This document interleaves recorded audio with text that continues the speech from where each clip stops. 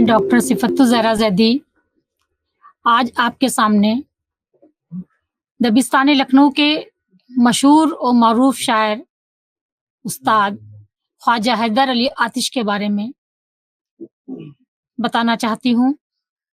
اردو غزل کے چند مقبول اور ممتاز شعراء میں خواجہ حیدر علی آتش کا شمار بہت ہی بلند مرتبہ رکھتا ہے۔ دبستان لکھنؤ کی جب بھی ہم بات کرتے ہیں تو سب سے پہلے شیخ امام بخش ناسک اور ان کے ہم عصر خواجہ حیدر علی آتش کا ہی ذکر آتا ہے۔ ناقدین نے اکثر ناسک اور آتش کی شاعری کے تقابلی مطالعہ کیا ہے، یعنی ان دونوں کا مقابلہ کیا ہے کہ کس میں کون سی خاصیت تھی، اور یہ دونوں ایک ہی دور کے شاعر تھے اور ان دونوں میں مقابلے بھی ہوتے تھے اور ان کے بہت زیادہ شاگرد بھی تھے۔ آتش جس وقت لکھنؤ میں شاعری کر رہے تھے اس وقت دہلی میں استاد شیخ محمد ابراہیم ذوق، حکیم مومن خان مومن، بہادر شاہ ظفر اور مرزا اسد اللہ خان غالب کی شاعری کی کافی دھوم مچی ہوئی تھی۔ ادھر لکھنؤ میں آتش سے ذرا پہلے شیخ غلام حمدانی مصحفی اور انشاء اللہ خان انشاء کی شاعری کے چرچے تھے۔ آتش کچھ وقت تک مصحفی کے شاگرد رہے، لیکن بعد میں اپنی قابلیت، اپنی محنت، اپنی ریاضت کی وجہ سے وہ خود استاد فن کے مستند ہو گئے۔ آتش کی شاعری میں بلا کی سرمستی اور روانی پائی جاتی ہے۔ وہ ایک صوفی شاعر تھے، اس لیے ان کے کلام میں تصوف کی چاشنی بھی ہے اور بندش کی چستی کے لیے بھی آتش مشہور ہے۔ ان کے کلام میں زندگی کی حقیقت پائی جاتی ہے، اور اگر ہم ان کی حالات زندگی پر غور کریں تو اردو شاعری کے حوالے سے دبستان دہلی اور دبستان لکھنؤ کی اصطلاحیں خوب رائج ہیں۔ دبستان لکھنؤ کی پہچان اور شان جن دو شاعروں کی بدولت بام عروج پر پہنچی، ان کے نام شیخ امام بخش ناسک اور خواجہ حیدر علی آتش ہیں۔ آتش کا تعلق دلی کے ایک صوفی خاندان سے تھا۔ ان کے والد خواجہ علی بخش نواب شجاع الدولہ کے عہد میں دلی سے فیض آباد چلے گئے تھے۔ خواجہ زادوں کے جس خاندان سے آتش کا تعلق تھا اس میں مسند فقیر بھی قائم تھی۔ اس خاندان میں صدیوں سے پیری اور مریدی کا سلسلہ چلا آ رہا تھا۔ بچپن میں ہی آتش کے سر سے باپ کا سایہ اڑ گیا تھا اور اس وجہ سے یہ بہت زیادہ تعلیم حاصل نہ کر سکے۔ ظاہر پریشانیاں تھیں اور یہ تعلیم کیسے حاصل کر سکتے تھے، لیکن ایک بے پرواہ اور آزادانہ زندگی بسر کرنے کا موقع انہیں ضرور ملا۔ بچپن سے ہی ان کا مزاج میں ایک طرح کی آزادی اور بانکپن پیدا ہو گیا تھا اور آزادانہ، رندانہ اور سپاہانہ وضع رکھتے تھے، کیونکہ انہوں نے جب یہ چھوٹے سے تھے والد کا سایہ ان کے سر پر سے اڑ گیا تو انہوں نے ظاہر فقیرانہ زندگی گزاری اور ایک آزادانہ ماحول میں سانس لی، تو ان کا لباس جو تھا وہ گیروے رنگ کا یہ چوغا پہنتے تھے۔ ان کے ہاتھ میں ایک موٹا ڈنڈا ہوتا تھا اور کمر میں تلوار لٹکی رہتی تھی۔ اچھا، تلوار کا تعلق ان سے اس لیے تھا کہ اس وقت جو سپاہی تھے ان کے بچوں کے ساتھ یہ بچپن میں کھیلا کودا کرتے تھے اور انہی بچوں کے ساتھ رہ کر کے یہ چھاونی میں تلوار چلانا سیکھ گئے تھے۔ اس لیے ان کی شخصیت میں کچھ رنگ فقیری کا بھی ہے اور کچھ فوجی طریقے سے یہ زندگی بھی بسر کرتے تھے، یعنی تلوار وغیرہ ان کو چلانا آتی تھی۔ کم عمری میں ہی فیض آباد سے لکھنؤ چلے آئے تھے، جو اس زمانے میں شعر و شاعری کا مرکز تھا۔ ہر طرف اس دور میں انشاء اور مصحفی کا بول بالا تھا۔ انشاء اور مصحفی کی شاعری کی دھوم دبستان لکھنؤ میں قائم تھی۔ آتش بھی آ کر کے سب سے پہلے مصحفی کی شاگرد ہو گئے، لیکن استادی اور شاگردی کا یہ سلسلہ زیادہ دنوں تک نہیں چلا، کیونکہ یہ آزادانہ ماحول میں سانس لینے کے عادی تھے اور اپنی ریاضت اور مشق سے آتش نے وہ مقام حاصل کر لیا کہ بہت جلد استاد شاعروں میں ان کا شمار ہونے لگا۔ آتش نے غزلوں کے سوا کچھ نہیں لکھا، قصیدہ یا حجوں سے انہیں کوئی سروکار نہیں تھا، کیونکہ یہ زندگی اپنی اکیلے گزارتے تھے اور لکھنؤ میں جو مالی خاں کی سرا ایک محلہ ہے وہاں پہ ایک ٹوٹا پھوٹا مکان تھا، اس میں یہ رہتے تھے اور घर के पास ही एक मस्जिद थी जहाँ ये सहन में बोरियाँ बिछा करके उस पर बैठे रहते थे। और उस दौर में, आतिश के दौर में, मालिक खां के सरा के आस-पास का जो इलाका था, वो एक जंगल की शक्ल में था। तो ये अक्सर घर से निकलते थे और जंगल में भी घूमने निकल जाते थे। तो इनकी गज़लों के 2 दीवान शाया हुए हैं अब तक। पहला दीवान खुद इन्होंने तरतीब दिया था और दूसरा दीवान इनके इंतकाल के बाद इनके शागिर्द रशीद खलीक ने तरतीब देकर शाया कराया। इस अहद के दीगर शुअरा की तरह आतिश भी नासिक से मुतासिर थे, लेकिन इनकी गज़लों पर नासिक का असर कम था।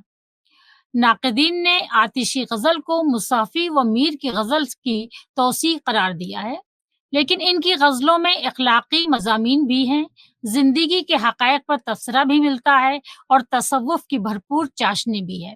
देखिए, ख़ास बात ये है कि ये कभी किसी दरबार से नहीं जुड़े, ना इन्होंने किसी रईस की, ना किसी उमरा की कभी इन्होंने चापलूसी की। ये बिल्कुल ठाठ के साथ, इनका घर ठीक है, था टूटा-फूटा फ़कीराना ज़िंदगी गुज़ारते थे, लेकिन बड़े ठाठ के साथ ये अपने घर में बैठे रहते थे और लोग इनसे, बड़े-बड़े लोग, उस्ताद लोग उस दौर के जो थे शायर, वो इनके घर पर इनसे मिलने के लिए आते थे, लेकिन कभी इन्होंने किसी की जी हुज़ूरी नहीं की।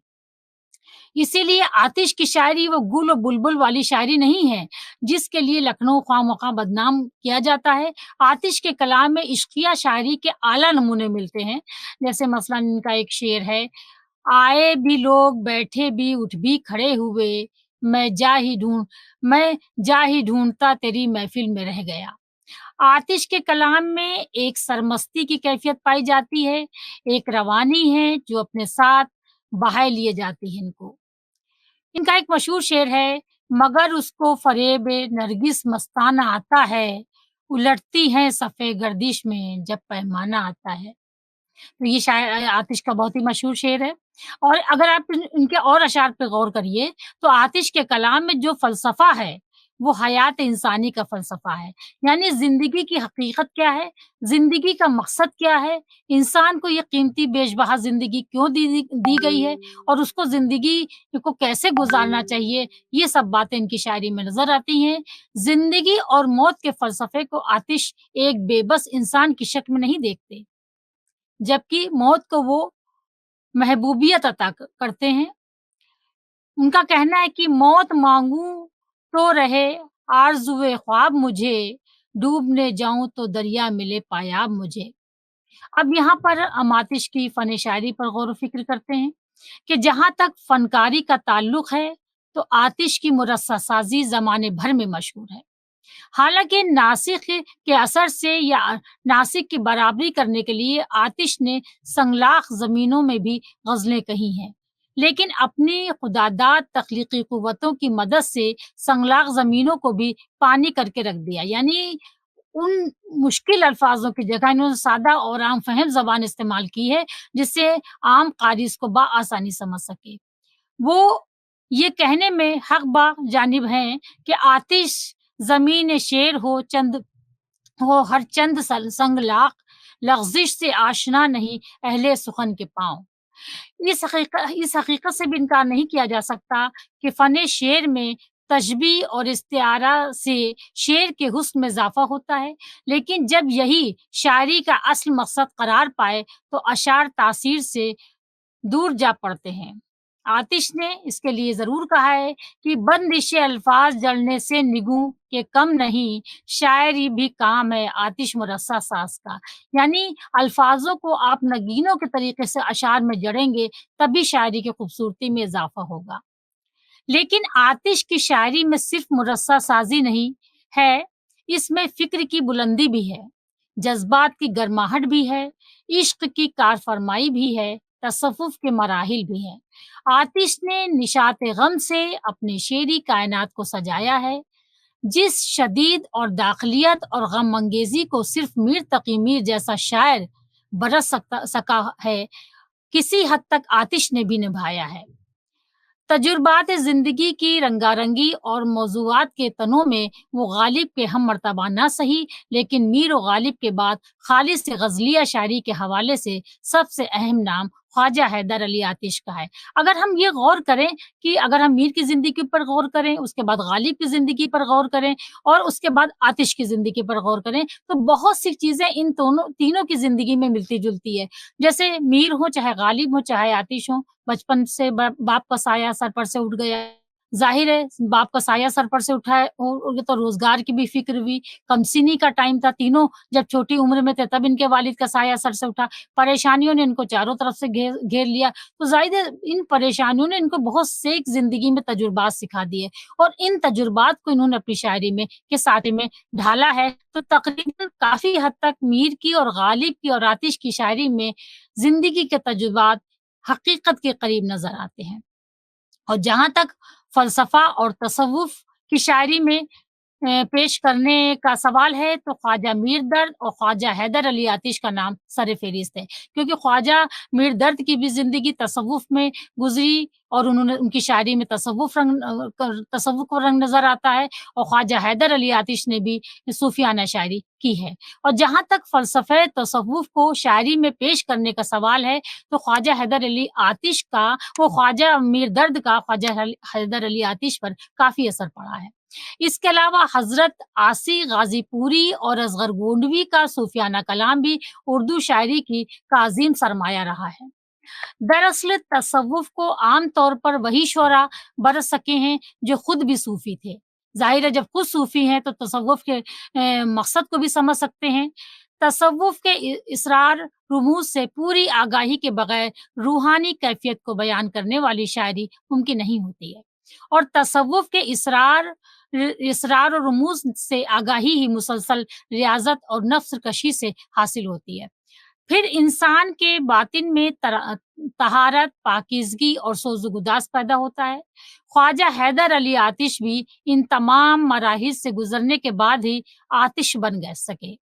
फिर बेखुदी और सरशारी ने इनकी शायरी को एक शान ने कलंदरी अता कर दी, वरना आतिश जिस दौर में शायरी कर रहे थे, वहाँ दरबारी माहौल इस कदर हावी था कि तमाम शोरा नवाबीन और उमरा की मदाख़वानी में मसरूफ़ थे। शोरा का काम नवाबीन का की तारीफ़ में ही गुज़रता था और उनकी शायरी में ज़्यादातर उन लोगों की तारीफ़ मिलती थी। तो तसव्वुफ़ के बहुत कम शायरों ने अशार कहे हैं, लेकिन ख्वाजा हैदर अली आतिश इन सबसे अलग थे, क्योंकि उन्होंने कभी किसी की खुशामद-खोरी कभी नहीं की है। अच्छा, हिंदुस्तान की अगर हम तारीख़ उठा के देखें, तो हिंदुस्तान में तसव्वुफ़ के 2 सिलसिले इब्तिदा से ही राइज थे। एक सिलसिले ने बेखुदी के इस आलम में पहुँचा दिया, जहाँ इंसान क़ुव्वत अमल से महरूम हो जाता है। और दूसरा सिलसिला मौलाना रूमी का था, जिसकी पैरवी बाद में अल्लामा इक़बाल ने की। मौलाना रूमी का नज़रिया हयात तुर्की था। इसमें दुनिया से फ़रार नहीं बल्कि दुनिया में रहकर अपनी ज़िंदगी में आज़माइशों का सामना करना था। इक़बाल का मर्द कलंदर फ़ना की तालीम नहीं देता, वो खुदी की बात करते हैं, लेकिन आतिश के कलाम में जो कैफ़ियत है, वो इससे मुख्तलिफ है। जैसे इक़बाल लिखते हैं, खुदी को कर बुलंद इतना कि हर तक़दीर से पहले खुदा बंदे से खुद पूछे, बता तेरी रज़ा क्या है। लेकिन आतिश कहते हैं, मंज़िले फ़कीर व फ़ना जाए अदब है गाफ़िल, बादशाह तख्त से या अपना अपना उतर लेता है, या कहते हैं छोड़कर हमने अमीरी की फ़कीरी इख्तियार, बोरिये पर बैठे हैं कालीन को ठोकर मार के। यानी बड़ी शान से ये जब मस्जिद में बैठते थे, बोरिया बिछा रहता था, बैठते थे, तो ये कभी मरूब नहीं हुए कि कोई अमीर है, कोई किसी रईस के पास है, कोई बादशाह का नूर नज़र बना हुआ है। कहते थे नहीं, हमने तो उसको ठोकर मार दी है। हमने तो कलंदरी को इख्तियार किया और उसमें भी हम शान से अपनी ज़िंदगी गुज़ार रहे हैं। हमारे कुछ नाक़िदीन ने आतिश की सूफ़ियाना शायरी को फ़ारसी की सूफ़ियाना शायरी के मुकाबले में रख कर जाँचने और परखने की भी कोशिश की। नतीजन आतिश की सूफ़ियाना शायरी को वो मुक़ाम न मिल सका जो उसका हक़ था। लेकिन जब हम लखनऊ की तारीख़ी पस-मंज़र में आतिश की शायरी का जायज़ा लेते हैं, तो इनकी सूफ़ियाना शायरी की क़द्र क़ीमत बहुत बढ़ जाती है। ایسے حالات میں جب فحش خیالات کثرت سے شاعری میں بیان کیے جانے لگے تھے تو اردو غزل سے تصوف و اخلاق کو یکسر خارج کر کے اسے معاملہ بندی کی نظر کر دیا گیا تھا، کیونکہ اس دور میں جب دبستان لکھنؤ کی شاعری عروج پہ تھی تو کچھ شاعر اکثر فحش خیالات بھی اپنی شاعری میں پیش کرتے تھے۔ تب آتش کی یہ آواز ہمیں چونکا دیتی ہے۔ وہ بڑے مزے میں کہتے ہیں، بادشاہی سے فقیری کا ہے پایا بلند، بوریا چھوڑ کے کیا تخت سلیماں مانگوں۔ کہتے ہیں جو بوریا، مطلب بوریے سے مراد یہاں پہ ہے کہ ہمیشہ جو فقیری لے لیتا ہے، اللہ کی یاد میں مصروف ہو جاتا ہے اور اللہ کے ہی بتائے راستے پر چلتا ہے، تو اس کے ذہن میں دنیا کے آرام و آسائش کی کوئی قیمت نہیں رہ جاتی۔ وہ تخت و تاج کے سامنے کبھی نہیں جھکتا، وہ اس کو ٹھکرا دیتا ہے، کیونکہ وہ جانتا ہے کہ ہم نے اس عشق کو اپنایا ہے جس سے خدا خوش ہوتا ہے، اور ظاہر ہے خدا سب سے بڑا ہے، اس دنیا کا خالق ہے۔ اب لکھنؤ میں آتش کے آس پاس جو ماحول تھا وہ چاپلوسی کا تھا۔ اگر اس دور کی تاریخ ہم اٹھا کے دیکھیں تو ظاہر ہے بادشاہ تھے، امرا تھے، تو زیادہ تر شاعر ان کی چاپلوسی میں لگے رہتے تھے۔ درباروں میں جا کر خوشامد اور چاپلوسی کرنا شعرا کے دستور بن چکا تھا۔ ایسے ماحول میں آتش اپنی شاعری میں بار بار درویش کی حیثیت سے آتے ہیں۔ بادشاہوں کی شان و شوکت کو وہ کبھی اہمیت نہیں دیتے تھے۔ انہیں یہ بتاتے تھے کہ فقیری ہر لحاظ سے بادشاہت سے اعلیٰ درجے کی چیز ہے۔ وہ اپنی فقیری پہ اور اپنی بے سر و سامانی پہ ناز کرتے تھے۔ بادشاہوں کے جاہ و جلال کو وہ کبھی نہیں اہمیت دیتے تھے۔ مسند شاہی کی حسرت ہم فقیروں کو نہیں، یہ کہتے ہیں، مسند شاہی کی حسرت ہم فقیروں کو نہیں، فرش ہے گھر میں ہمارے چادر مہتاب کا۔ تصوف نے آتش کو قلندری کے وہ آداب سکھائے تھے کہ ان کی وسعتوں میں انسانی اقتدار کو پناہ ملی۔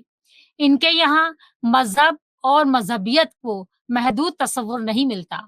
مذہبی منافرت پھیلانے والوں کو آتش انسانیت کا دشمن سمجھتے ہیں۔ آتش لکھتے ہیں، ہم کیا کہیں کسی سے، کیا ہے طریق اپنا، مذہب نہیں ہے کوئی، ملت نہیں ہے کوئی۔ یہ اس وقت انہوں نے ایک طرح سے طنز کیا تھا لکھنؤ کے ماحول پر۔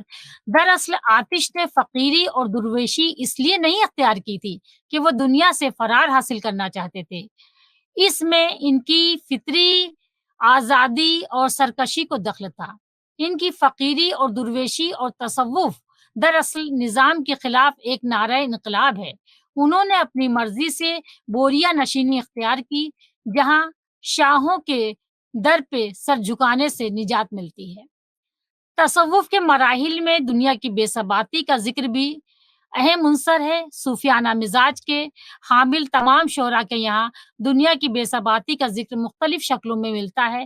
آتش بھی کہتے ہیں، زمینیں چمن گل کھلاتی ہے کیا کیا، بدلتا ہے رنگ آسماں کیسے کیسے۔ دیکھیے اس میں زندگی کے فلسفے کو بیان کیا گیا ہے کہ زمینیں چمن گل کھلاتی ہے کیا کیا، یہ زمین اور آسمان کون کون سے گل کھلاتا ہے، وقت بنتے اور وقت بگڑتے میں بالکل چند لمحے کا ٹائم ہوتا ہے، بدلتا ہے رنگ آسماں کیسے کیسے۔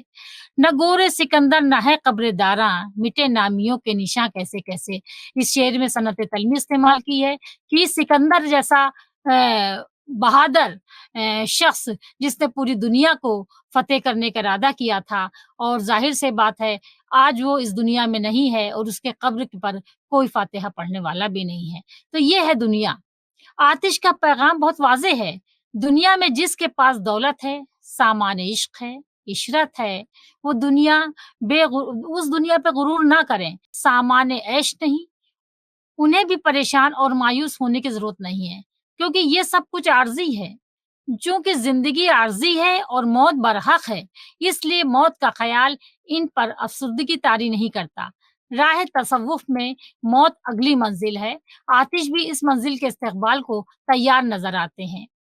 لکھتے ہیں، شیر ڈھلتے ہیں میری فکر سے آج اے آتش، مر کے کل گور کے سانچے میں ڈھل جاؤں گا۔ یعنی زندگی ہے کہ آج ہماری جو تجربات ہیں، جو ہماری فکر ہے، وہ ہم شاعری کے سانچے میں ڈھال رہے ہیں، کیونکہ ہم کو کل آنے والے وقت میں ہم کو بھی دنیا کو چھوڑ کے جانا ہے اور میں زمین میں دفن ہو جاؤں گا۔ आतिश की शायरी में तसव्वुफ की मकबूल आम रवायत के साथ साथ इश्क हकीकी के तमाम मदारिज शामिल हैं। इरफान नफ्स, मुकाम हैरत, वहदत अलवजूद, मुकाम फना और रज़ा व तवक्कुल जैसे फ़लसफ़ियाना तसव्वुरात और अक़ायद भी आतिश की शायरी में जगह पाते हैं। इसीलिए कलाम आतिश को पढ़ते हुए एक मध्यम आवाज़ उभरती है, जो सूफ़ियों के नारे मस्ताना में जज़्ब हो जाती है।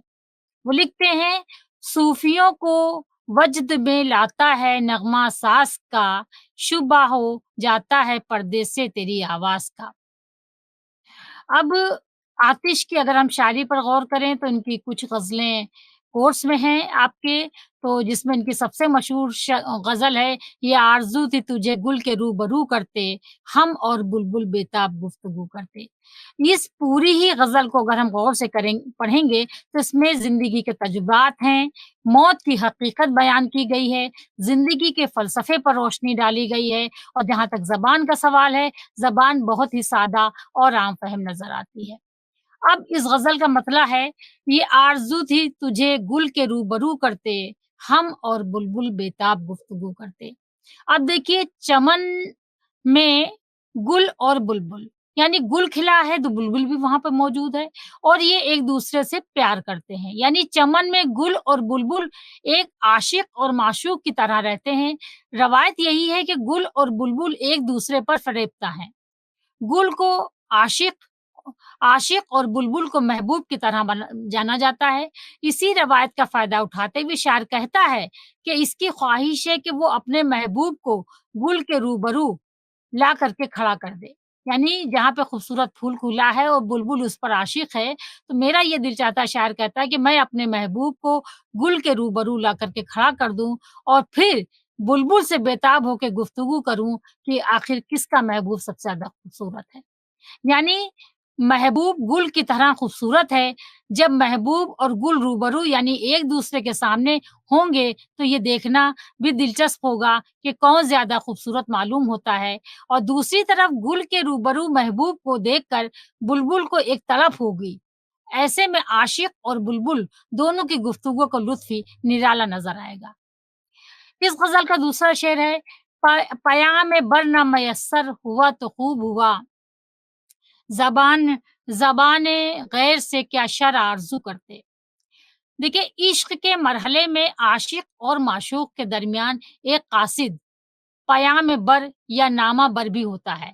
यानी इस शेर में इन्होंने मेन बात ये बताई है कि हम अपने महबूब को अगर किसी कासिद के हाथ अपना पैगाम भेजें, तो हमें पता है कि मेरे दिल के जो जज़्बात हैं, जो तासुरात हैं, जो मैं सोच रहा हूँ, उसकी वो सही तर्जुमानी नहीं कर पाएगा। इस शेर में मेन मकसद यही बयान किया गया है। यानी जो एक-दूसरे का पैगाम पहुँचाने का काम करता है, आम तौर पर तो आशिक इस पैगंबर की बड़ी बेसब्री से इंतज़ार करता है कि लेकिन यहाँ शायर ने एक अनोखे पहलू की तरफ इशारा किया है कि पैगंबर का मयस्सर ना होना ही अच्छा है। यानी हमको पैगाम पहुँचाने के लिए कोई पैगाम पहुँचाने के लिए कोई शख़्स हमको नहीं चाहिए। बेहतर है कि वो हमारा पैगाम मेरे महबूब तक ना पहुँचाए, क्योंकि जो कुछ महबूब से कहना मैं चाहता हूँ, वो रूबरू कहना चाहता हूँ। तभी मेरे कहने में लुत्फ़ होगा। ज़बान गैर से भला क्या शर आरज़ू करते, यानी कोई गैर शायर, कोई गैर इंसान हमारे दिल के जज़्बात की तर्जुमानी कैसे महबूब के सामने कर सकता है? यानी अपने दिल की बात भला किसी पैगंबर की ज़बानी क्यों कर अदा पाते हैं? इसलिए पैगंबर मयस्सर नहीं आया तो अच्छा हुआ। यानी कोई भी हमारा पैगाम पहुँचाने के लिए हमको ना मिले कि हमें हमारे महबूब तक पैगाम पहुँचाए, क्योंकि जो हम सोच रहे हैं, जो हम कहना चाहते हैं, वो पैगाम पहुँचाने वाला मेरे जज़्बात की सही तर्जुमानी नहीं करेगा। इसलिए बेहतर है कि हम खुद ही जा कर के अपने महबूब से अपने दिल की बात को कह दें। अब अगला शेर है इस गज़ल का, मेरी तरफ से मैं महरो भी हैं आवारा, किसी हबीब की ये भी है जुस्तजू करते। देखिए, चाँद और सूरज, दुनिया में हर चीज़ का जोड़ा पैदा हुआ है। सुबह है, शाम है, काला है, गोरा है, आदमी है, औरत है। जितनी भी चीज़ें आप देखें, सबके मेल-फीमेल, यानी हर चीज़ को अल्लाह ने जोड़े से पैदा किया है। लेकिन एक चाँद और सूरज हैं, ऐसे हैं कि जिनका कोई जोड़ा नहीं है। चाँद अपने में तन्हा है और सूरज अपने में तन्हा है। अब शायर चाँद और सूरज के भटकने को इनकी आवारगी से ताबीर करता है। चूँकि शायर भी इश्क में मुब्तला है और इस इश्क के सबब आवारगी कर रहा है। ऐसे में जब इसे मैं ओ महर यानी चाँद और सूरज की गर्दिश का पता चलता है, तो इसे ऐसा लगता है कि जैसे ये चाँद और सूरज भी किसी हबीब यानी महबूब की आरज़ू में इधर-उधर भटक रहे हैं। आसमान में चाँद और सूरज अपनी जगह जो बदलते रहते हैं, कभी इस सिमत तो कभी इस सिमत नज़र आते हैं, गोया ये भी हमारी तरह किसी महबूब की तलाश कर रहे हैं। शायर जो चाँद और सूरज आसमान पर हैं, गर्दिश कर रहे हैं, तो इनमें वो अपने महबूब को तलाश करता है कि जैसे मैं महबूब को तलाश कर रहा हूँ और आवारा ज़िंदगी गुज़ार रहा हूँ, इधर-उधर घूम रहा हूँ और इस जुस्तजू में घूम रहा हूँ कि काश मेरा महबूब हमको मिल जाए, तो मुझे चाँद और सूरज देख कर के यही अंदाज़ा होता है कि शायद उनको भी अपने-अपने महबूब की तलाश है। अगला शेर है इस ग़ज़ल का, हमेशा रंग ज़माना बदलता रहता है, सफ़ेद रंग है आखिर सियाह मुँह करते। देखिए, इन्होंने इसमें ज़िंदगी का, इस दुनिया का फ़लसफ़ा बयान किया है कि इस दुनिया में हमेशा वक़्त एक जैसा नहीं रहता, वक़्त एक जैसा हमेशा बदलता रहता है। आप देखिए, मुख़्तलिफ़ दौर होते हैं, कदीम दौर कुछ और था, जदीद दौर कुछ है, बीच का दरमियानी दौर कुछ और था। लोगों के ख़यालात थे, उनकी ज़िंदगी के रहने के मुख़्तलिफ़ तरीक़े थे और सोच थी, दिमाग थे और अलग-अलग तरीक़े से वो काम करते थे। तो इसलिए दुनिया रंग बदलती है और उसमें हर चीज़ बदलने वाली है और इसी चीज़ को बयान करते हुए शायर कहता है कि ज़माना हमेशा एक जैसा नहीं रहता, बल्कि ज़माना रंग बदलता रहता है। सुबह होती है, शाम भी होती है। सुबह का उजाला अगर हमें नज़र आता है, तो रात की तारीकी भी हमको देखने को मिलती है। इसी मुनासिबत से इंसान भी रंग बदलता है। यानी शायर अगर सफ़ेद रंग है, तो अपने बालों को सियाह यानी काला करता है। यहाँ शायर ने सफ़ेद और सियाह में सनत तज़ाद का इस्तेमाल किया है, क्योंकि सनत तज़ाद की ख़ासियत है कि जब एक लफ़्ज़ इस्तेमाल होता है उसके ठीक उसके मुक़ाबिल उसका दूसरा उसके उल्टा लफ़्ज़ इस्तेमाल होता है, जैसे सफ़ेद है, काला है, का आदमी है, औरत है, गम है, खुशी है, ज़िंदगी है, मौत है। तो ये सब जहाँ पे लफ़्ज़ इस्तेमाल होते हैं, वहाँ पे सनत तज़ाद का इस्तेमाल किया माना जाता है। अब इसका अगला शेर है कि लुटाते दौलत दुनिया को मैं कदे में हम, तलाए सागरे में नुक़रई सुबू करते। अब इस शेर में शायर कहता है कि दुनिया की दौलत बेसबाती का ज़िक्र करते हुए कहता है शायर कि ये जो दुनिया की दौलत है, इसे तो हम शराब खाने में लुटा देते हैं। वो इस तरह की शराब का प्याला सोने का होता है और शराब रखने का जो मटका होता है, वो चांदी का होता है। इस शेर में एक पहलू ये भी है कि दौलत दुनिया इसी लायक है कि इसे किसी मैकदे यानी शराब खाने में लुटा दिया जाए। मैकदे के जो लवाज़मात हैं यानी शराब रखने का घड़ा और जाम यानी प्याला, वो चांदी और सोने का हो।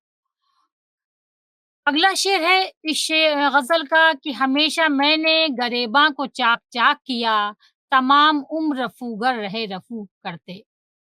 अब इस शेर में शायर कहता है कि अपने अपने दीवानेपन का ज़िक्र करता है कि मैंने खुद हमेशा अपना गरेबान चाक किया है। अपना गरेबान खुद फाड़ते रहते हैं हम। जो रफ़ूगर थे यानी रफ़ू करने वाले, वो ज़िंदगी भर रफ़ू करते रहे। यानी ये अपनी परेशानियों को लोगों के सामने बयान करते हैं और दूसरे लोग उस पर खाक डालते हैं, जैसे मुहावरे में कहते हैं, यानी रफ़ू करते हैं, इनको समझाते भी रहते हैं और इनके ऐबों को छुपाते भी रहते हैं। इस शेर में शायर ने बड़ी खूबसूरती से दिल और दिमाग की जंग को भी बयान किया है। यानी शायर दिल को सुनता है, जबकि अक्लमंद आदमी दिल के बजाय दिमाग की सुनता है। दिमाग हमेशा फ़ायदे की बात बताता है, जबकि दिल घाटे का सौदा करने का सबक देता है। अक्ल वाले यानी दिमाग वाले तो रफ़ू करते हैं, जबकि जो दिल वाले हैं, जुनून वाले हैं, वो खुद अपना ही गरेबान चाक करते हैं। यानी जो अक्लमंद इंसान है, अगर उसके अंदर कोई कमी है या उससे कोई गलती हो गई है, तो फ़ौरन वो उसको रफ़ू कर लेता है, यानी उसमें सुधार पैदा कर लेता है। लेकिन जो दिल से काम लेते हैं, वो ज़ाहिर है वो अपने ऐबों को दुनिया वालों के सामने चीख-चीख के बयान करते हैं कि हम ऐसे हैं, हम ऐसे हैं। तो उनके ऐब दुनिया वालों के सामने बहुत जल्दी अयां हो जाते हैं और उनके ऐबों पर कोई रफ़ू करने वाला भी नहीं होता। इस ग़ज़ल का अगला शेर है, जो देखते तेरी ज़ंजीर ज़ुल्फ़ का आलम, اسیر ہونے کی آزاد آرزو کرتے۔ یہ شعر میں ان کا عشقیہ شعر ہے جس میں انہوں نے اپنے محبوب کی تعریف میں لکھا ہے کہ محبوب کی زلف کو اکثر زنجیر سے تشبیہ دی جاتی ہے۔ یوں بھی بالوں کی بناوٹ کچھ زنجیر جیسی ہوتی ہے، لیکن محبوب کی زلفیں اتنی دلکش ہیں کہ اگر کوئی انہیں دیکھ لے تو وہ ان زلفوں کا قیدی ہو جانے کی جستجو کرے گا۔ حالانکہ انسان قید یعنی اسیری سے آزادی چاہتا ہے، لیکن یہاں معاملہ الٹا ہے، کیونکہ عشق جذبات ہی ایسے ہیں کہ محبوب کی زنجیر نما زلفوں میں وہ دلکشی ہے کہ جو آزاد ہے وہ بھی قید ہونے کی آرزو رکھتا ہے۔ محبوب کی زلفوں کو بادل سے اور کالی گھٹاؤں سے بھی تشبیہ دی جاتی ہے۔ زلفیں جب لہرائیں تو گھٹا چھا جاتی ہے، اسی کو شاعر نے زنجیر زلف کا عالم کہا ہے، اور جب کوئی عاشق اس عالم میں ان زلفوں کو دیکھ لے تو وہ چاہے گا کہ انہی زلفوں کا میں قیدی بن جاؤں یا انہی زلفوں میں میں اسیر ہو جاؤں۔ یہ بھی شعر بہت خوبصورت ہے آتش کا۔ یہ کعبے سے نہیں بے وجہ نسبت رخ یار، یہ بے سبب نہیں مردے کو قبلہ رو کرتے، یعنی محبوب کے رخ کو کعبے سے جو نسبت ہے وہ بے سبب نہیں۔ شاعر کہتا ہے کہ محبوب کا رخ یعنی چہرہ اس قدر پاکیزہ ہے کہ عبادت کرنے کو جی چاہتا ہے۔ اس بات پر غور کریں تو شعر کا لطف دوبالا ہو جاتا ہے کہ کعبہ خوبصورت بھی ہے اور پاکیزہ بھی ہے، ٹھیک اسی طرح محبوب کا چہرہ خوبصورت بھی ہے اور پاکیزہ بھی ہے۔ اب ایک اور بات کی طرف شاعر اس میں اشارہ کرتا ہے کہ کسی شخص کے انتقال کے بعد اس کے چہرے کو کعبے کی طرف کر دیتے ہیں۔ اب شاعر یہاں سے ایک پہلو نکالتا ہے شعر میں کہ عاشق اپنے محبوب کے فراق میں تڑپ تڑپ کر مر جاتا ہے، تو مرنے کے بعد اسی کو قبلہ رو کر دیتے ہیں، یعنی کعبہ اور محبوب کے چہرے میں جو مشابہت ہے اس کی تکمیل ہوتی ہے۔ عام طور سے آپ دیکھیے کہ کیا کہتے ہیں، انسان جب مرتا ہے تو جب قبر میں لٹایا جاتا ہے تو اس کا چہرہ قبلہ رخ کر دیا جاتا ہے۔ اگلا خواجہ حیدر علی آتش اگلے شعر میں کہتے ہیں، سکھاتے نال شکبیر کو در اندازی غم فراق کا اس چرخ کو دو کرتے۔ شکبیر یعنی رات کے پچھلے پہر جو فریاد کی جائے، اسے در اندازی سکھاتے ہیں۔ چرخ کے معنی ہوتے ہیں آسمان اور ادو کے معنی ہیں دشمن کے۔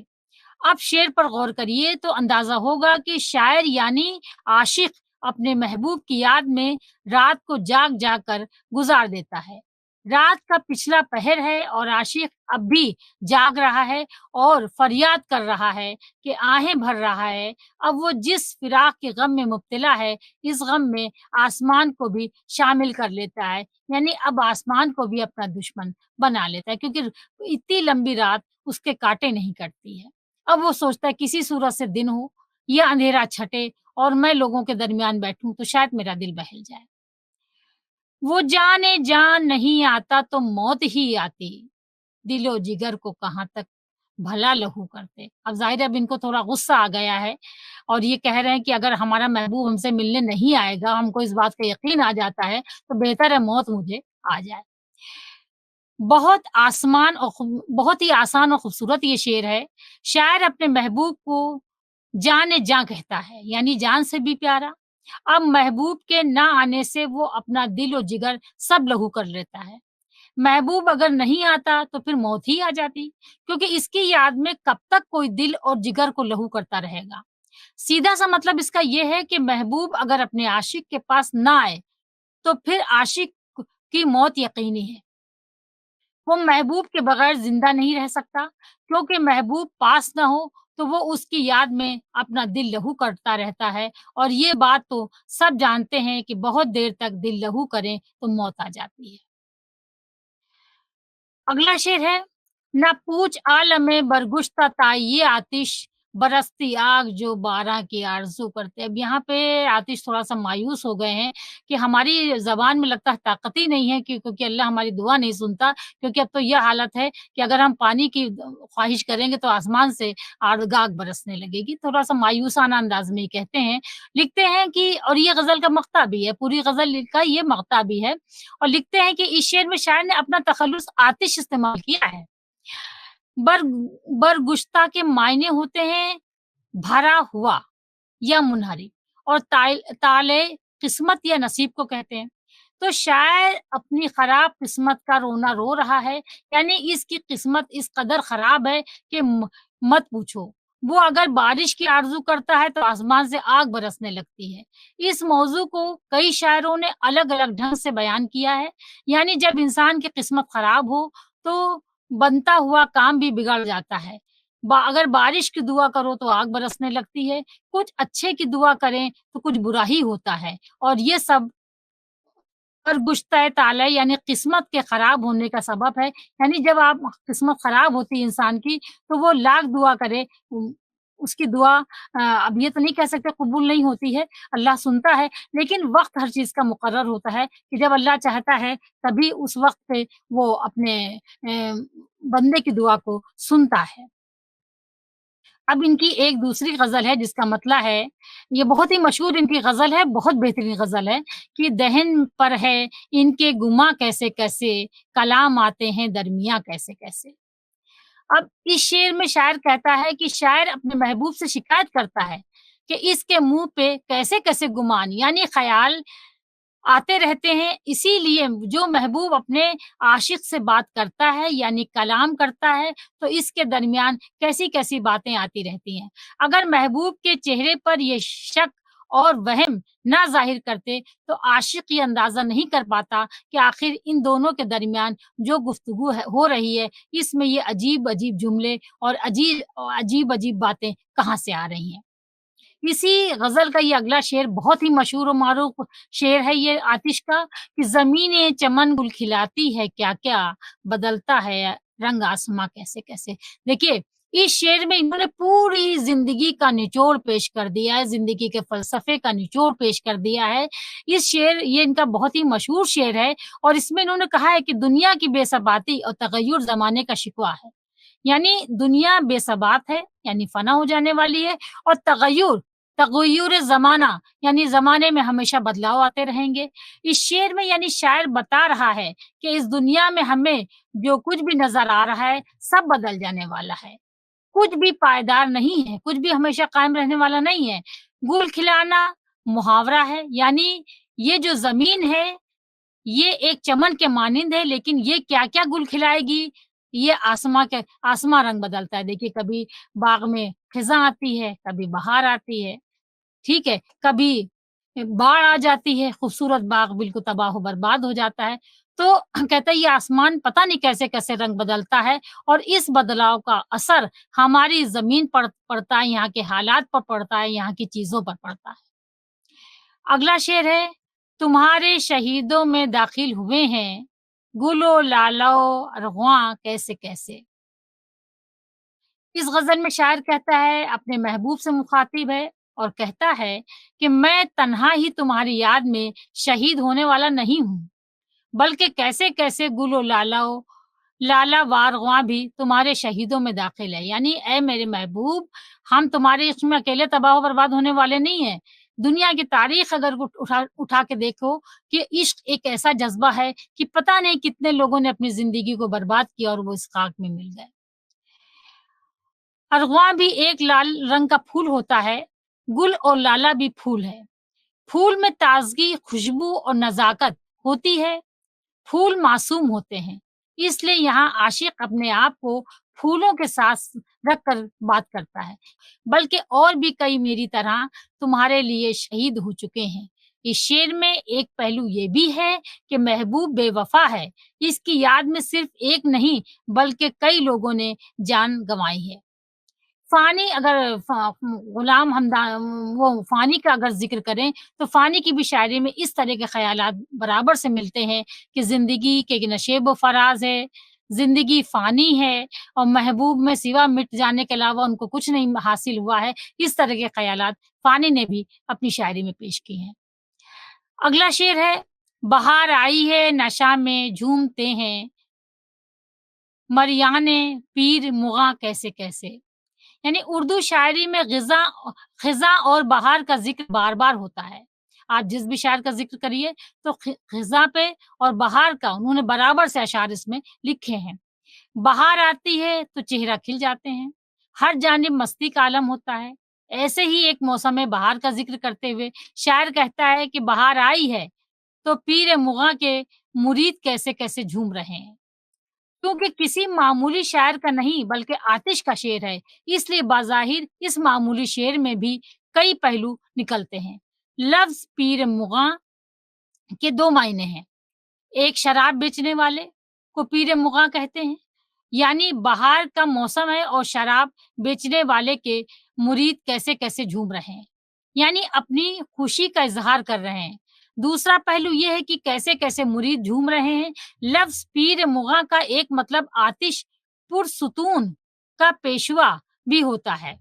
नहीं, आतिश परस्तों का पेशवा भी होता है।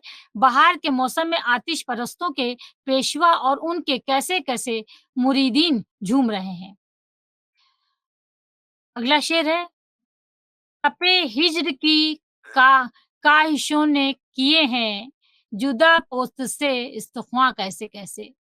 अब इस शेर में शायर कहता है कि हिज्र यानी महबूब से जुदाई की जो तड़प है, यानी जो हरारत और गर्मी होती है, इसमें जो कमी आई है, इसने कैसे-कैसे जिस्म से खाल और हड्डियों को जुदा कर दिया है। ख़्वाहिश के मायने हैं कमी के और पोस्त के मायने होते हैं खाल या चमड़े के और इस्तख़्वा के मायने होते हैं हड्डियों के। यानी शायर कहता है कि हिज्र में जो गर्मी है, जो हरारत होती है, इसमें कमी नहीं होनी चाहिए, वरना जिस्म से खाल और हड्डियाँ कैसे-कैसे जुदा होती हैं, इसका अंदाज़ा कोई नहीं लगा सकता। इसी ग़ज़ल का अगला शेर है, ना मुड़ कर भी उर्दू शायरी में माशूक़ को बेदर्द, बेरहम और संगदिल कहा जाता है। माशूक़ के इश्क में गिरफ्तार आशिक़ अपनी जान दे देते हैं, लेकिन बेदर्द माशूक़ पलट कर एक बार भी उनकी तरफ नहीं देखता। इसी बात को शायर ने इस शेर में बयान किया है और नीम जाँ यानी आशिक कैसे-कैसे तड़पता रहा, लेकिन बेदर्द कातिल यानी माशूक ने एक बार भी उसकी तरफ मुड़कर नहीं देखा। और इस तरह के जो जज़्बात हैं कि महबूब परेशान है अपने आशिक अपने महबूब के दीदार के लिए परेशान है, पैगाम भिजवाता है, अपना इज़हार करता है, लेकिन महबूब कभी उसके तरफ रुख भी नहीं करता यानी बेवफ़ाई करता है। तो इस तरह के जज़्बात को दबिस्तान लखनऊ हो, चाहे दबिस्तान दिल्ली हो, सभी शोरा ने इस तरह के जज़्बात का बयान अपनी शायरी में किया है। अब ये शेर देखिए बहुत ज़बरदस्त है, फ़लसफ़ा ज़िंदगी का पेश करता है।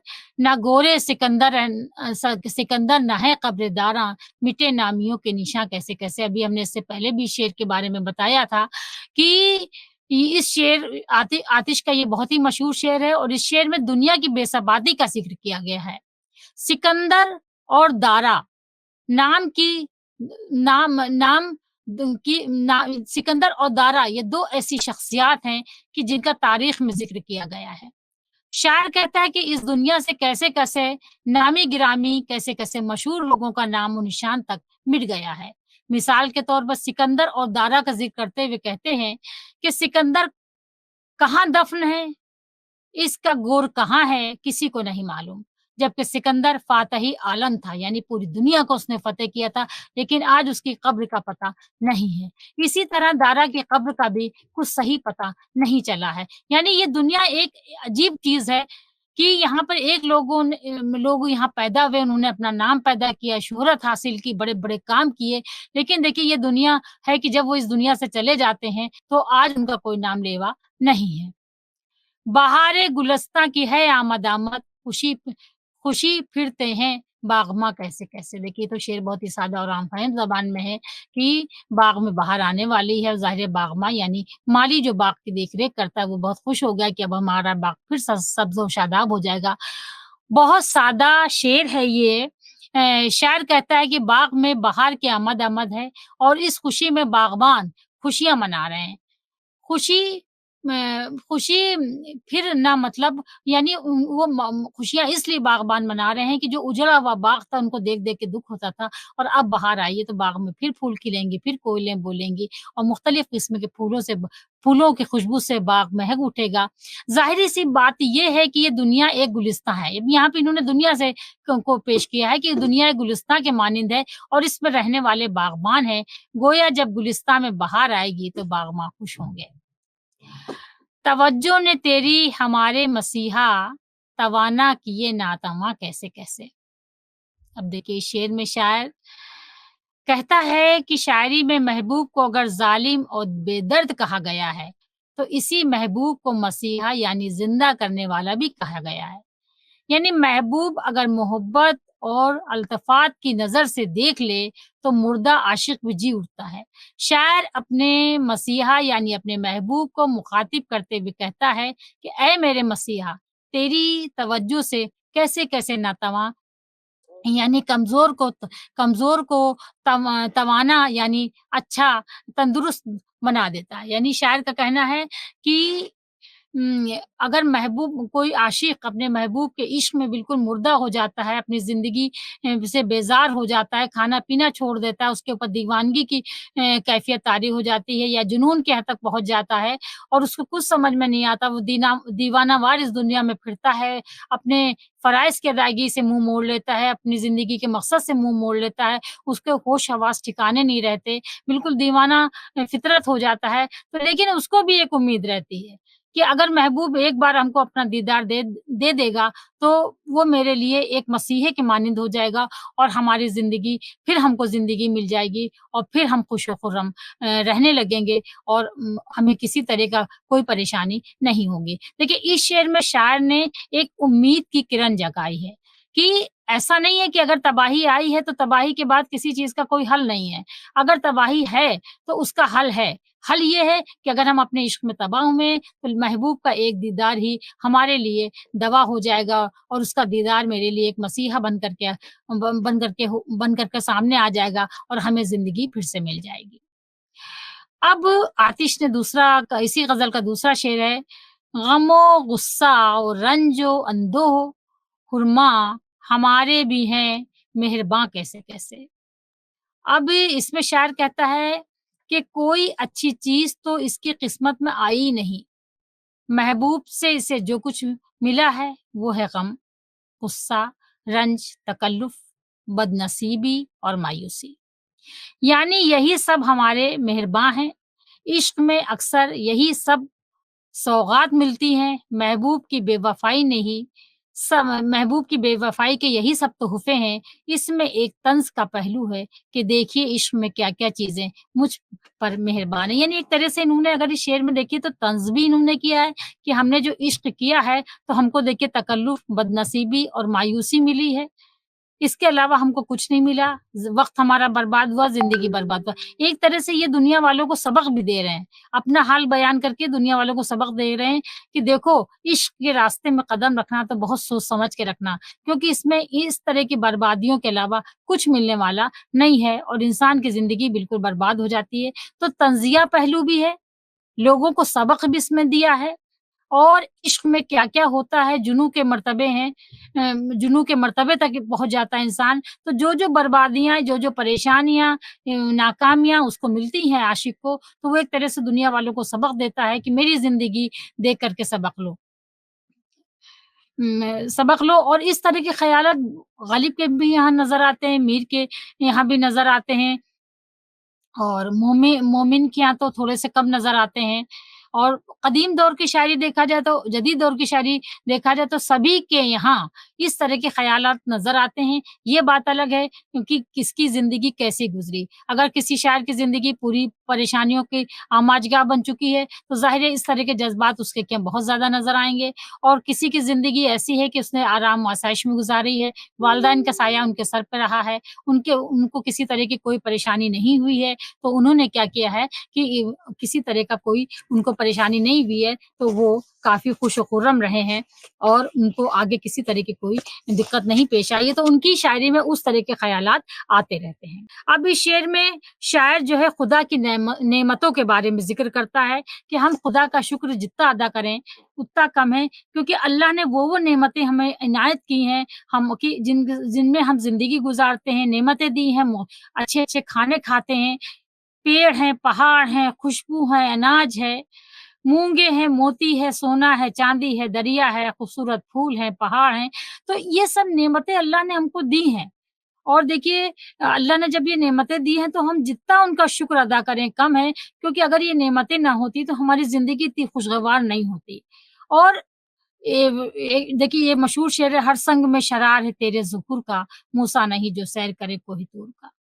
تو شاعر اس میں اللہ کی وحدانیت بیان کرتا ہے کہ اگر ہم دنیا کی ایک ایک چیز میں ہر سنگ میں شرار ہے تیرے ظہور کا، یعنی ہر سنگ میں، ہر پتھر میں، ہر چیز کو اگر ہم غور و فکر سے دیکھیں، کیونکہ وہ اللہ کی پیدا کی بھی انسان اس کو پیدا نہیں کر سکتا، تو ہر چیز میں اگر دیکھا جائے تو اللہ کی قدرت ہم کو نظر آتی ہے، اور ہمیں یہ ضرورت نہیں ہے کہ ہم کوہ طور پہاڑ پہ جائیں اور اللہ کی قدرت کو دیکھیں وہاں پر، ہمیں اسی دنیا کی ایک ایک چیز میں اللہ کی قدرت نظر آتی ہے، اور اللہ نے جتنی بھی اس دنیا میں چیزیں پیدا کی ہیں وہ بے ضرورت نہیں پیدا کی ہیں۔ انسان جو اشرف المخلوقات ہے اور اس دنیا میں اس نے پیدا کیا ہے، خلق کیا ہے، تو اس کے لیے تمام چیزیں، تمام نعمتیں بھی اس نے اس دنیا میں بھیجی ہیں کہ انسان اس نعمتوں کو حاصل کرے، اس سے فائدہ اٹھائے، ایک بہترین زندگی گزارے۔ تو دیکھیے آتش نے، کیونکہ آتش ایک صوفیانہ خیالات کے شاعر تھے، ان کی شاعری میں صوفیانہ پن ہے، تو اس لیے یہ کہیں بھی کسی بھی غزل میں یا کسی بھی شعر میں اس چیز کو ضرور بیان کرتے ہیں کہ ہمیں اللہ کا شکر بہت ادا کرنا چاہیے۔ اسی بات کو شاعر نے اس شعر میں بیان کیا ہے کہ خدا نے کھانے پینے کی کیسی کیسی نعمتیں ہم کو دی ہیں جس کا ہماری زبان مزے لیتی ہے، اس لیے کوئی جس قدر بھی شکر ادا کرے کم ہے، یعنی اس نے جو نعمتیں پیدا کر دی اور مٹی سے پیدا کی ہیں، اگر دیکھا جائے تو یہی تو اس کی قدرت ہے کہ مٹی سے، دیکھیے آپ، مٹی سے ہر چیز پیدا ہوتی ہے، اناج پیدا ہوتا ہے، پھول پیدا ہوتے ہیں، جڑی بوٹیاں پیدا ہوتی، کیا نہیں پیدا ہوتا، اور اس مٹی سے، تو یہ اس کی قدرت کا عالم ہے، اور اس نے یہ چیزیں کیوں پیدا کی ہیں؟ کیونکہ انسان ایک پرسکون زندگی گزار سکے، انسان کی زندگی میں کسی طرح کی کوئی پریشانی نہ آئے، کھائے پیے خوش رہے۔ تو اسی لیے دیکھیے اللہ فرماتا ہے کہ تم میری کن کن نعمتوں سے انکار کرو گے، تو اللہ فرماتا ہے کہ تم کن کن نعمتوں سے ہمیں انکار کرو گے، ہماری مرضی کے بغیر تم سانس نہیں لے سکتے، ہماری مرضی کے بغیر تم عشق نہیں کر سکتے، ہماری مرضی نہ ہو تو تمہارا صحیح الدماغ تم نہیں رہ سکتے۔ تو جب ہر چیز اس نے پیدا کی ہے اور اسی کے اشاروں پہ، یعنی اس کی حکم کے بغیر ایک پتا نہیں ہل سکتا، تو جب ہم ہر طریقے سے اس کی پیدا کی ہوئی چیزوں سے لطف اندوز ہیں تو آخر ہم کیوں نہیں اس کا شکریہ ادا کرتے؟ ہمیں ہر وقت اس کا شکریہ ادا کرنا چاہیے۔ اور اسی طرح کا سبق آتش نے اپنی شاعری میں بھی دیا، اور آتش کیونکہ اپنے مکان میں رہتے تھے، جیسا کہ ہم نے شروع میں بتایا کہ اپنے مکان میں وہ رہتے تھے، ٹوٹے پھوٹا مکان تھا، کوئی ان کو افسوس نہیں ہوتا تھا، بوریاں بچھائے رہتے تھے، اس پر بیٹھے رہتے تھے، اور ایک سے ایک بڑے ایک سے ایک بڑے شاگرد قابل لوگ ان سے آتے تھے اپنی شاعری پر مشورہ لینے کے لیے۔ اب ظاہر سی بات ہے کہ جو شاعر لوگ ان کے پاس آتے تھے اور ان کی اس طرح کی سادہ زندگی اور اس پر یقین خدا کتنی بڑی بات ہے، اور ظاہر ہے کہ ان کے شاگرد بھی زندگی کی سچائیوں کو سمجھ چکے تھے، اور انہوں نے ہی شاعری کو حقیقت کے بہت قریب، اپنے خیالات کو شاعری میں بہت حقیقت کے قریب پیدا ہو کر کے اس میں بیان کیا ہے، اور آتش کی زندگی کا، پوری زندگی کا اثر ان کی شاعری پر نظر آتا ہے، کیونکہ ظاہر سے والدین کا سایہ بچپن سے اٹھ گیا، اب ظاہر ہے ان کو کون دیکھنے والا تھا، کون سننے والا تھا، کون ان کی تاکید کرنے والا تھا، یا ان کی صحیح اور یہی وجہ ہے کہ ان کی تعلیم بھی بہت زیادہ نہیں ہو پائی، لیکن جہاں یہ رہتے تھے وہاں پہ छावनी के सिपाही लोग रहते थे और उनके लड़के थे, तो ये उनके साथ रहे। अब जब खेलने कूदने में तो तलवार तो चलाना सीख ही गए, लेकिन ज़िंदगी के आराम आसाइश से इनका दिल टूट चुका था। इनको कोई मतलब नहीं था और ना इन्होंने इस पर इज़हार अफ़सोस किया, क्योंकि इन्होंने हमेशा अल्लाह का शुक्र इस चीज़ को सोच के अदा किया कि ठीक है, ऊपर वाला जिस हाल में रखेगा, खुश रहेंगे। और इन्होंने बड़े-बड़ी दरबारों में जाना पसंद नहीं किया, किसी की तारीफ़ में कसीदे नहीं कहे, किसी हजो नहीं कही, इनको उससे कोई सरोकार नहीं था। इसीलिए इन्होंने ज़्यादातर ग़ज़लें कही हैं और ग़ज़लों में भी ज़िंदगी के फ़लसफ़े को बयान किया है, सूफ़ियाना ख़यालात को बयान किया है, ज़िंदगी की हकीकतों को बयान किया, अल्लाह की हम्द सना को बयान किया है। और हकीकतें भी कैसी कि दुनिया फ़ानी है, हर चीज़ यहाँ से मिट जाएगी। और उन्होंने अपनी ग़ज़लों में तमाम सबूत भी पेश किए हैं, जैसा कि अभी हमने ग़ज़ल पढ़ी थी न कि ना गोरे सिकंदर ना है कब्र दारा, मिटे नामियों के निशान कैसे-कैसे। तो ज़ाहिर-सी बात है कि दुनिया में चाहे जितना नाम और नमूद पैदा करो, सिकंदर को भी अपने अंदर एक कहना चाहिए कि हो सकता है उस दौर में उसके अंदर एक गुरूर आ गया हो कि मैं पूरी दुनिया को फ़तेह करूँगा। लेकिन देखिए, दुनिया फ़तेह की, अल्लाह ने उसकी ख़्वाहिश पूरी की। लेकिन आज को उसको भी दुनिया में वो आया और आज भी उसको मौत की आगोश में सोना पड़ा और आज उसका वजूद मिट गया। लेकिन क्योंकि ये भी साथ में है कि अगर किसी के ज़रिए इंसान अच्छे काम कराता है, तो इंसान भले इस दुनिया में ना रहे, लेकिन उसके काम हमेशा ज़िंदा रहते हैं और वो काम करता है यहाँ। अच्छा, एक ख़ास बात हम यहाँ पे आपको और बताना चाहेंगे कि दबिस्तान लखनऊ की शायरी में आतिश और नासिक, तो आतिश का लखनऊ में इंतकाल हुआ था और इस पर नासिक को बहुत अफ़सोस हुआ था। और किताबों में अक्सर ऐसा ज़िक्र मिलता है कि नासिक ने शायरी करना छोड़ दी थी। इन्होंने कहा था जिसके लिए मैं शायरी करता था, वही नहीं रहा है, तो हम शायरी कहाँ से करें? तो नासिक पर इसका बहुत असर हुआ और इनके इंतकाल का। और इन दोनों में मुकाबले होते थे, मगर मुकाबले में कभी दस्त गिरेबां की नौबत नहीं आई। ना किसी ने कभी किसी पर तान-अंछर किए। यानी शायरी में मुकाबला हुआ नासिक और आतिश में। और यहाँ तक कि इनके जो नासिक के शागिर्द थे, जो आतिश के शागिर्द थे, उन दोनों में भी मुकाबले होते थे। लेकिन कभी कोई नाज़ेबा अल्फ़ाज़ नहीं इस्तेमाल हुए, कभी कोई ऐसा रवैया सलूक नहीं हुआ कि जो किसी के अपनी शख्सियत पर बुरा असर पड़ता। बहरहाल एक खुशगवार माहौल में इन लोगों का मुकाबला होता था और ये एक-दूसरे के बहुत अच्छे दोस्त भी थे और शायरी में एक-दूसरे के मद्दे-मुकाबिल खड़े होते थे। यानी जो ख़यालात पे इन्होंने शेर कहे, वही ख़यालात। अच्छा, लखनऊ का उस वक़्त का माहौल भी था, क्योंकि देखिए, अब जहाँ तक ग़ज़ल का सवाल है, तो ग़ज़ल में देखिए आतिश और नासिर, ये दोनों ग़ज़ल के बुलंदबाज़ शायर लखनऊ, दबिस्तान लखनऊ में गुज़रे हैं और इन दोनों में मुकाबले होते थे। उस ज़माने में लखनऊ में कुछ इसी तरह का माहौल था। अच्छा, मरसिया, सिन्फ़ मरसिया का भी बहुत ज़्यादा रिवाज हुआ लखनऊ में। और उस दौर में लखनऊ में सिन्फ़ मरसिया के जो 2 मायनाज़ शायर गुज़रे हैं, वो मीर अनीस और मिर्ज़ा दबीर गुज़रे हैं। तो मीर अनीस और मिर्ज़ा दबीर में भी मुकाबले होते थे और इन दोनों के भी बहुत ज़्यादा शागिर्द थे। यानी अनीस के बहुत ज़्यादा शागिर्द थे, मिर्ज़ा दबीर के बहुत शागिर्द थे, इनके शागिर्दों के भी शागिर्द थे, जिन्होंने सिन्फ़ मरसिया को बाम उरूज पर पहुँचा दिया। और अनीस के शागिर्द अनीसिये, दबीर के शागिर्द दबीरिये कहलाते थे। तो अब अगर आप दबिस्तान लखनऊ पे गौर करें, तो ग़ज़ल है, उसमें 2 बुलंद पाया शायर हैं, आतिश और नासिर। उन दोनों में मुकाबले होते थे। मरसिये में 2 बुलंद पाया शायर थे, अनीस और दबीर, उनमें सिन्फ़ मरसिये पे मुकाबले होते थे और एक से एक बुलंद पाया मरसिये लिखे जाते थे। कहा जाता है कि एक बार अनीस और दबीर ने दोनों ने मरसिया लिखा था।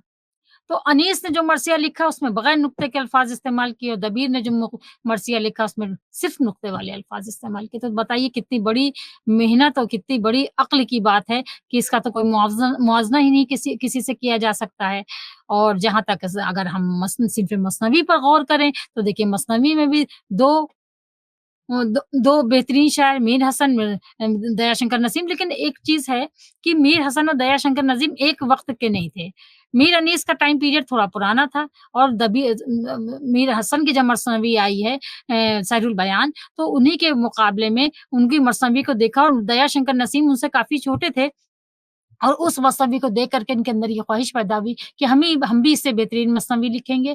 उन्होंने मसनवी लिखी, तो एक तरह से 2 मुकाबिल की मसनवियाँ उर्दू अदब में लिखी गईं, यानी सहरुल बयान और दयाशंकर नसीम की मसनवी, गुलज़ार नसीम। और उसके बाद اس کے بعد جو مرثیے کا مثنوی کا رواج ہوا تو ایک دم سے یہ طریقۂ کار بدل گیا۔ یعنی جو جادو ٹونے مافوق الفطرت عناصر کا ذکر مثنوی میں ہوتا تھا، وہ سب ہٹا کر کے زندگی کی حقیقت کے قریب مثنوی آ گئی۔ یعنی کہانی میں وہ جو باتیں جو غیر فطری تھی ان کو ہٹا دیا گیا اور حقیقت کی باتوں کو بیان کیا جانے لگا۔ تو تیسری مثنوی مشہور ہو گئی تھی لکھنؤ میں زہر عشق مرزا نواب مرزا شوق کی مثنوی تھی زہر عشق، اور جس کو کافی مقبولیت حاصل کی۔ خیر بہرحال یہ تو لکھنؤ کا دبستان کے بارے میں ہم نے آپ کو بتایا کہ دبستان لکھنؤ کی شاعری وہ بہترین دور تھا شاعری کا کہ جس میں ہر صنف پہ مقابلے پیش کیے گئے، یعنی ہر شاعروں میں مقابلے ہوئے، اور ظاہر مقابلے جہاں پہ ہوتے ہیں مقابلے ایک اچھے انداز میں ہوتے ہیں تو یہ ظاہر سی بات ہے ایک سے بڑھ کر ایک چیزیں نکھر کر کے سامنے آتی ہیں،